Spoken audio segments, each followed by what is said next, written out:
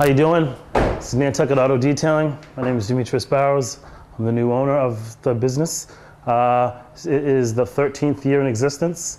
Bought it from the man James Ranney, a good friend of mine who I also grew up with. This is my shop, and basically we do everything: wash, wax, detail the whole vehicles from head to toe. Everything except for under the engine we try not to touch, therefore just for any purposes of any malfunctions with electrical. As you can see, this vehicle right here I'm doing for Jamie Feely, Cottage and Castle Construction, and as you can see, the inside is very, very dirty. Wow. The friend of mine is... I'm not going to say anything, but that's good. I'll tell you what, let's start it this way. Okay. Okay, let's see. We got that for opening again. Okay. And you've opened it up. This vehicle, let's open it up again and start it with you opening it up and talking to us. Okay, start it this way. There's no vehicle that's too dirty to bring to us, or or hasn't been used. I mean, it's dirty because he's the guy. Obviously, it's a construction. Correct. Construction. This guy's a construction guy, and so let's go with that. Let's start with that. Go ahead and just open the door up and go. This vehicle is owned by a friend of mine. Okay. Or actually, you don't even have to mention that it's a friend. Go ahead and just say that. This vehicle is very dirty. It's I do all vehicles for all companies on the island.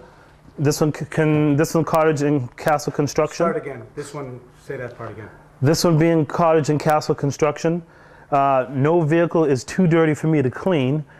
Some take a little longer time than others, but at the very end, the results are very good, clean, over and done with. So far, no complaints. Everyone's been satisfied with my work, and again, we do everyone of the community, head to toe, every crack and crevice. Try to get it all clean and make everybody happy. Okay, stop. Good enough. Let's. The floor is sloped, so therefore it just runs right out the garage. Stand over here and you just go ahead and talk. First step is obviously washing the outside of the vehicle, the exterior.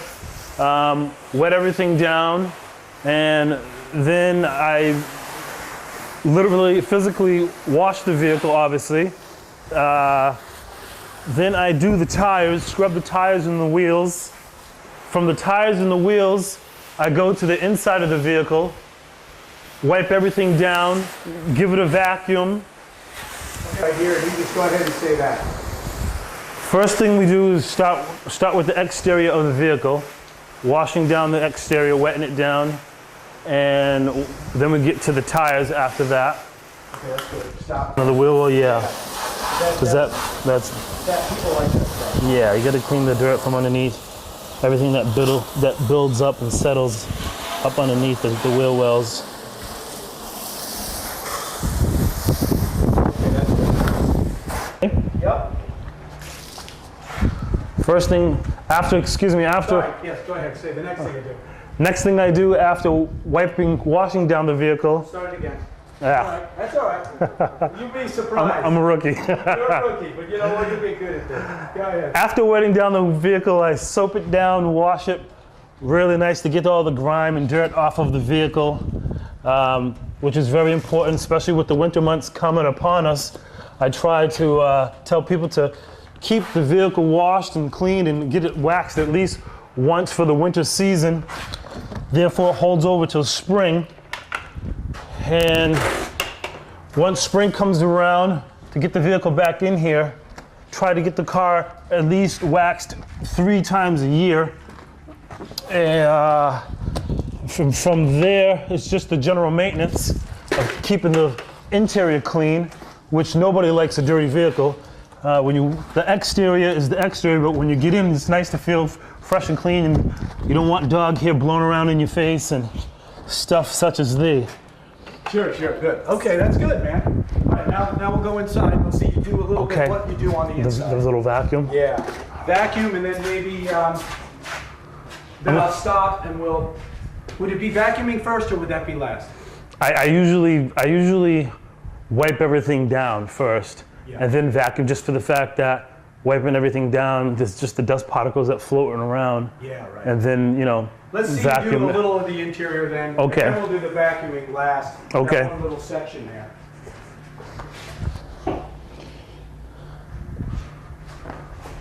Let me just grab one of these toothbrushes up here. Oh, right here. You can go right ahead. Okay. The interior, yeah. The interior of the vehicles, I start off with taking the carpets out or the mats that have plenty of dust and dirt. Try to wipe down every crack and crevice of the inside first before I get to the vacuuming. Therefore, all the dust and dirt and grime is already on the floor and on the seats. So when I get to the part of vacuuming, nothing else is left.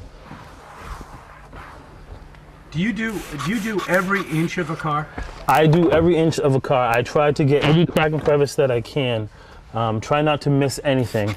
And some of the tight spots, such as the vents, I usually use a toothbrush and just a regular paintbrush here to get inside of the vents, which some people are astonished and amazed because they can't believe how good of a job that they do. And when it comes down to doing something like this, the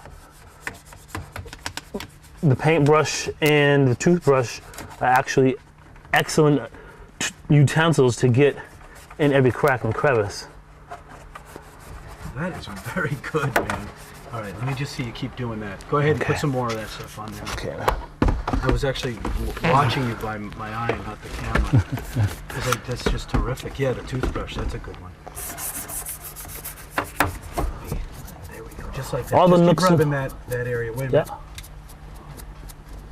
Okay, go ahead. Toothbrush just gets all the nooks and crannies, such as inside of the volume buttons, where the dirt builds up way back and they're very far back and that you can't see. On the top of the numbers in between each little instrument on the panel. Watch your microphone, it's hitting your neck. Okay. That's cool, that's all right. Here you go, go ahead. And Try that part again. okay. Let's try that whole part again. I like to go into the, go with the toothbrush thing again. The toothbrush gets all in the cracks and crevices inside of all little instrument panels where the dirt usually builds up, where it's not so noticeable at first, but once the vehicle's clean, once you get back into it, those are the small things that people seem to catch with their eye. So therefore, utensils such as the toothbrush and the paintbrush are one of the most valuable items when it comes to detailing the inside of the vehicle. Again, every crack and crevice I try to get head to toe. Start off at the dashboard, then I work my way from the dashboard to the console, from the console to the doors, and from the doors to the door jambs, from the door jambs right to the back of the vehicle as far as the interior goes. Then I start to vacuum after that, which is another procedure. Okay, hang on for a second, just keep going. Just keep doing your thing there. Yeah. Man, this is perfect lighting to see the building. Nice. Some of the lighting is actually blocked too because of the actual bay doors. But that's good that there's different lighting. Okay, we could probably come out with your vacuum just a little bit to Okay. show the. Let's see, what are we gonna? So you can go right ahead here.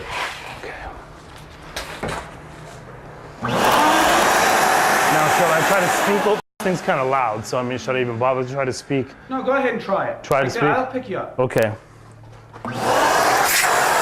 Start off getting all the little cracks and crevices with this little utensil.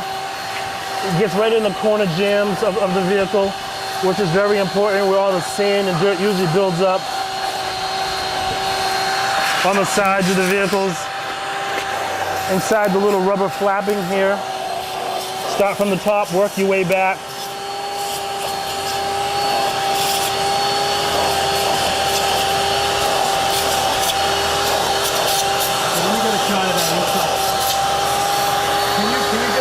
part again? But the speak. No, you have to talk. Just open that up. Oh, okay. Put that thing in there. Okay. Go slow, a little slower. Yeah, that's it. Okay, keep going back.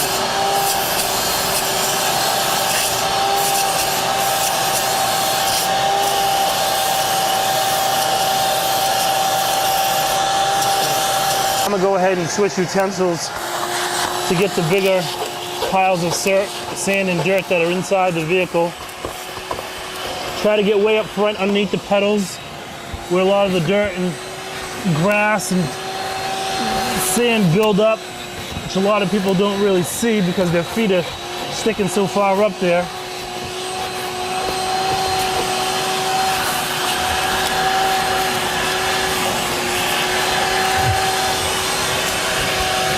Maintenance on the inside of the vehicle, I think, is one of the most important, just because it's wear and tear. When it comes back down to when you want to get rid of the vehicle, trade-in value, it's always nice to have a nice clean interior, something that's not worn down.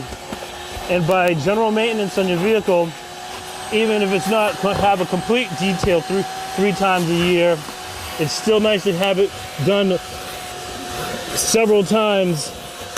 Even if you do it yourself, just for the value and the length of your vehicle.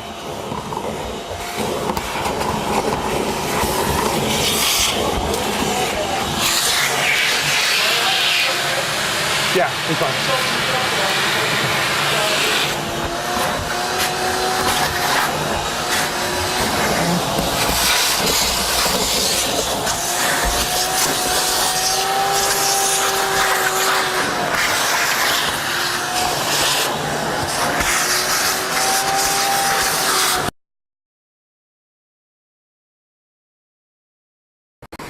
Now, would you like me to talk actually about the copper extractor itself and then go right into it? Okay. You can just talk. Okay. This being the carpet extractor, extract all the dirt out of the carpets. 3 buttons to start it.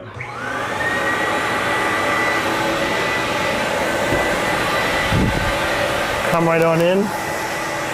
Have to hold down the nozzle, which releases the water. And at the same time, it gives a little suction.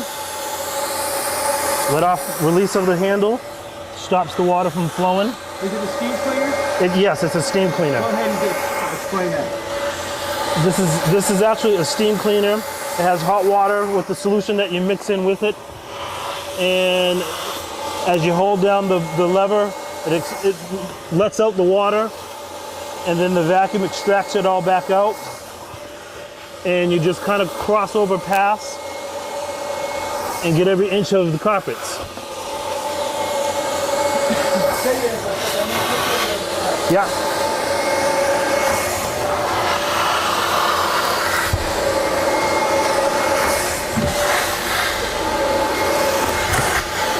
Sometimes there's stains in the carpets from generally where your foot sits, and such as Cottage and Castle being in construction, they're always on job sites where there's plenty of dirt. You really have to scrub the machine, the head of the machine, into the dark and dirty spots, and combined with the soap, it usually extracts and gets everything out of there.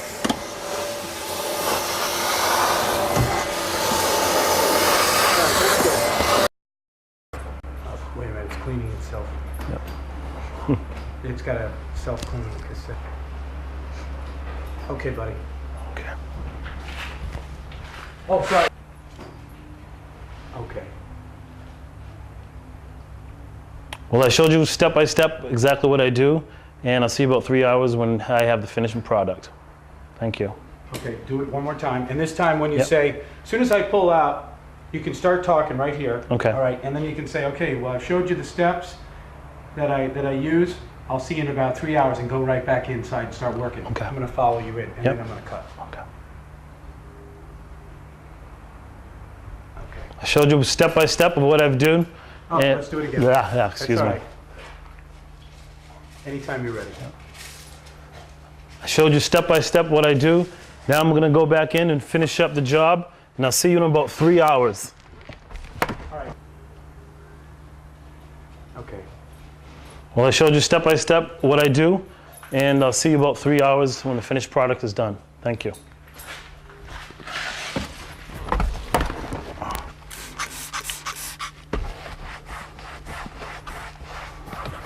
Beautiful.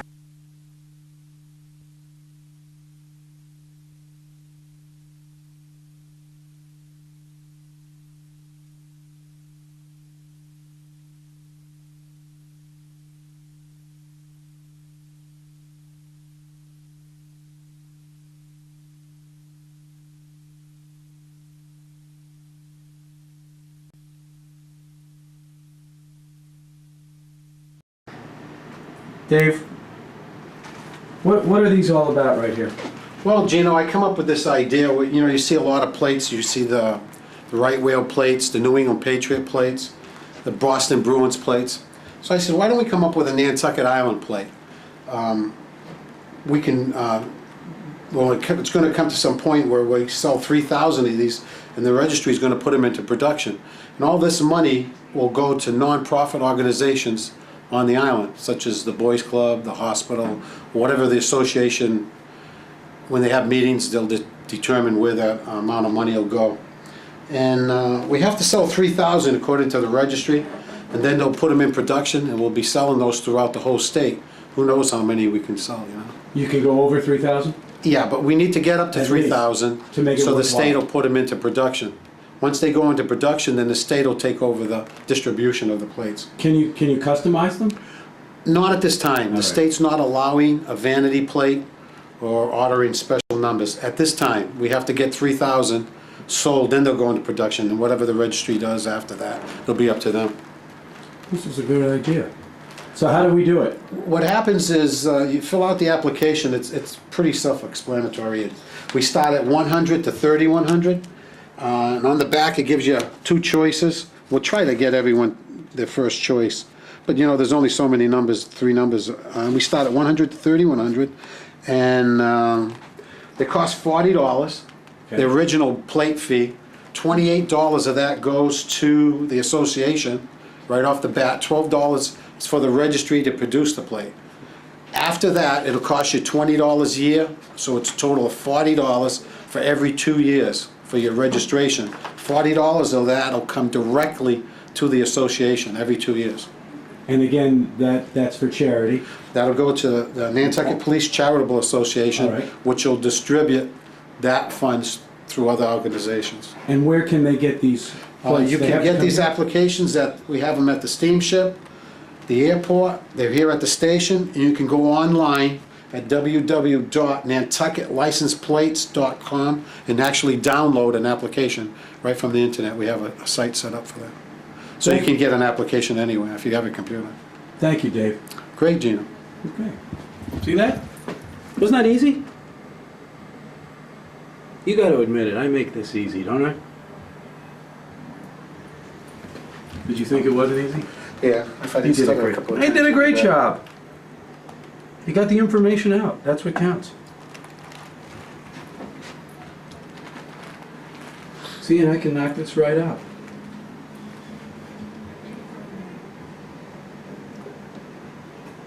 All right, buddy. Yeah. Okay, Gino, and there's one more thing I need to explain to you. If you're wondering who's going to have plate number 1, what I've done is I've reserved plates with the permission of the registry to have plates 1 through 99 set aside. So we could sell those plates at any particular auction, like the Boys Club auction or the hospital auction, Yeah. or anywhere they have a large function Yes. for fundraising. We're going to divvy up those plates amongst those organizations, and whatever they get for those plates, they'll be able to keep that money directly. As long as they pay us a $40 plate fee, Sure. they'll be able to keep that money they raise for those plates. And I think that's going to be big next summer. We'll put those into production hopefully by the beginning of next summer.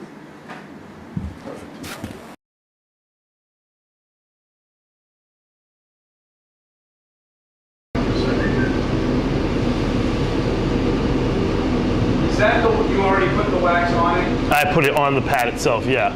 Why don't you have the wax, just have it so that when I'm over there, I see see the wax going on the pad and then put it on there. On the pad itself? I would have the wax, see isn't that how you do it? Yeah. So that you put it on and then I see you while Yeah. you're talking. You can, Okay. Okay, just have it in your hand. Okay.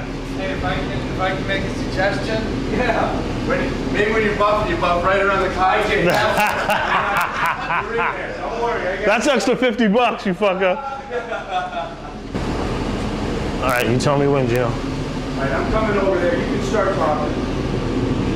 It's important to at least put 3 coats of wax on your vehicle a year. Keep the clear coat protected so the winter grime and the winter elements do not affect the clear coat and the paint job of your vehicle.